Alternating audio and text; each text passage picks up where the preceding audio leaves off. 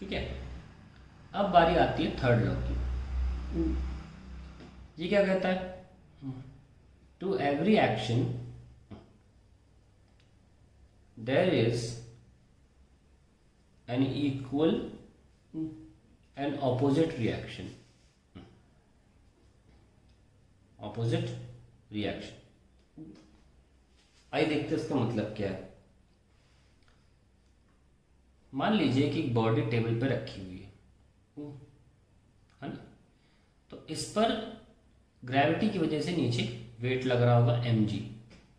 तो इस फोर्स के रिएक्शन में टेबल ब्लॉक पे लगाएगी r, जो इस बात को जस्टिफाई करेगा कि ब्लॉक ना ऊपर जा रहा है और ना नीचे, यानी कि ये बैलेंस्ड फोर्स बना रहे हैं r प्लस mg। हमें दिख रहा है कि बॉडी मूव नहीं कर रही, तो नेट फोर्स 0 है। हमेशा action reaction occur in pair, कभी भी सिर्फ एक्शन एग्जिस्ट नहीं कर सकता, उसके साथ रिएक्शन होगा ही होगा। बहुत बड़ा सिद्धांत है ये। अब देखिए आगे, लेकिन इंपॉर्टेंट बात किसमें क्या है, इंपॉर्टेंट बात ये है कि action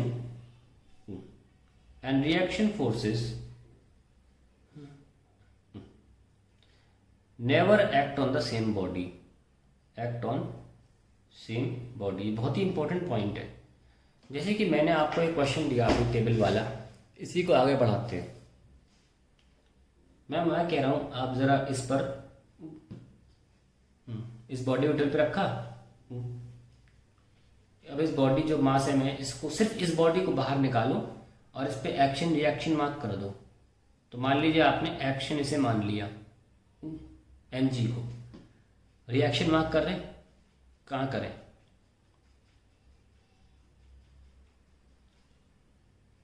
what is the reaction force, let us write. इस फोर्स का नाम क्या है,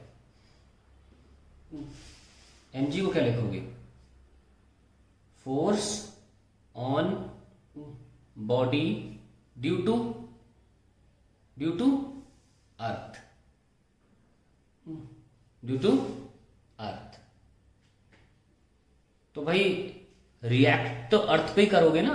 जैसे फॉर एग्जांपल ये आदमी सोनू है, ये सोनू है, सोनू के पास मोनू आया और 2 घूंसे मार दिए इसके मुंह पे, और यहाँ पे रिंकू खड़ा था, रिंकू यहाँ मान लो रिंकू था, और ये कौन है, मोनू है। मोनू आया, सोनू को दो घूंसे मार दिए खींच के। सोनू ने क्या किया, मोनू को 2 घूंसे खींच के मारेगा कि रिंकू को मारेगा, रिंकू को मारेगा ना। मोनू ने सोनू को 2 घूंसे मारे, सोनू ने रिंकू को मार दी। ऐसा होता है, रिंकू तो चुपचाप खड़ा, फालतू में थोड़ी ना मारेगा उसको। तो मोनू ने अगर सोनू को मारा तो रिएक्शन कहाँ निकलेगा, ये ध्यान में रखते हुए कि रिएक्शन निकल रहा है। हालांकि चुपचाप भी जा सकता है, ये आदमी पागल है, मैं तो अहिंसा धर्मी हूँ, तो नहीं मारना चाहिए। ध्यान में रखते कि वो हिंसक है। तो मोनू ने सोनू को जब 2 घूंसे मारे तो सोनू मोनू को ही तो मारेगा, है ना। ये रिएक्शन उसी पे निकलता है जिससे आपको एक्शन आया हो। तो mg क्या था, force on body due to earth. तो भैया रिएक्शन फोर्स कहाँ मार्क करोगे, ये अगर ये एक्शन फोर्स है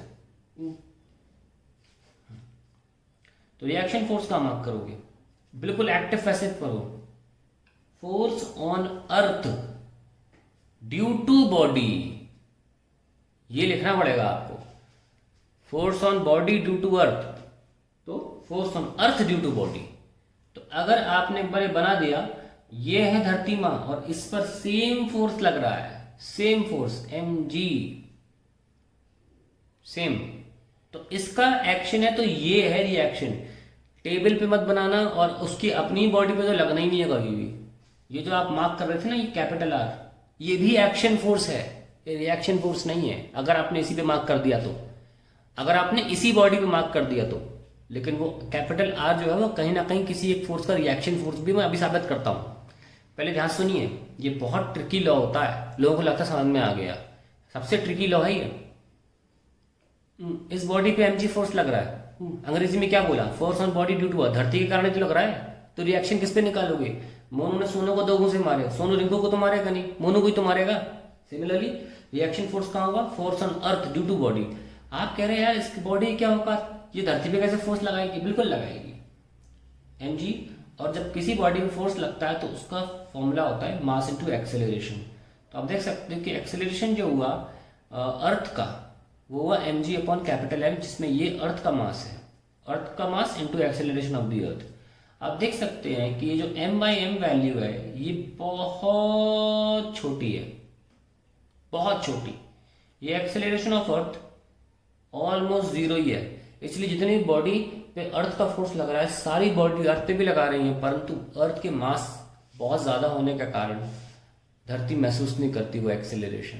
ठीक है, तो ध्यान रखना हमेशा कि अर्थ एक्सेलरेट कर रही है एक मोबाइल की वजह से भी, पर वो एक्सेलरेशन ना के बराबर है, क्योंकि आप जानते हैं कि कैपिटल M यानी कि मास ऑफ अर्थ 5.98 10⁴ kg के बराबर है। आप सोच लीजिए आप कितना ज़्यादा है ये मास ऑफ द अर्थ। तो कहाँ से एक्सेलरेशन आ जाएगा, क्योंकि ये तो डिनोमिनेटर में है। अब कहाँ मोबाइल का मास, कहाँ अर्थ का मास, है ना। हाथी भी ले लोगे तो 10⁻³ जा पाओगे, या बहुत से 10⁻4 जा पाओगे, ज़्यादा तो जा नहीं पाओगे। ब्लू व्हेल भी ले लोगे तो क्या होगा, 10⁻6 ले लो, लेकिन 24 है ना। तो इसलिए हम एक्सेलरेशन अर्थ का इस केस में 0 मानते हैं। अब बारी आती है वो टेबल वाला फोर्स कहाँ गया, फिर वो क्या था, आइए देखते हैं।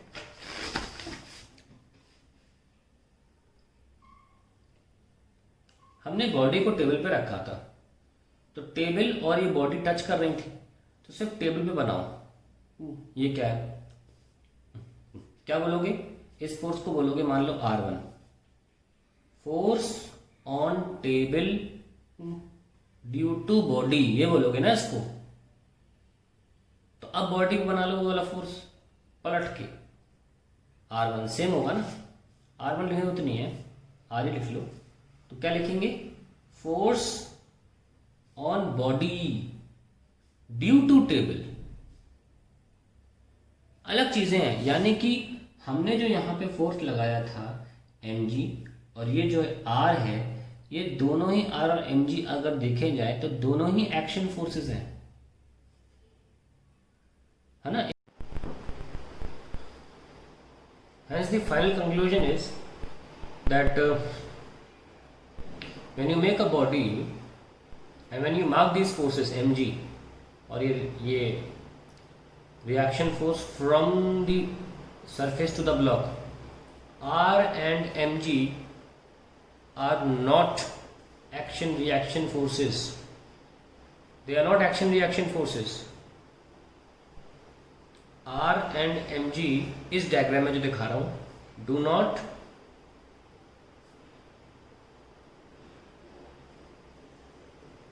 act as action reaction pair, reaction pair, always remember this। क्योंकि mg के लिए mg क्या था, फोर्स, मैं सिर्फ force on body due to earth, और ये जो होगा अर्थ पर, this will be force on earth due to body. Similarly ये जो ब्लॉक है, ये जो फोर्स है, ये क्या है, force on table due to body और टेबल पे। और अगर हम टेबल ब्लॉक की बात करें केवल, तो force on block due to table.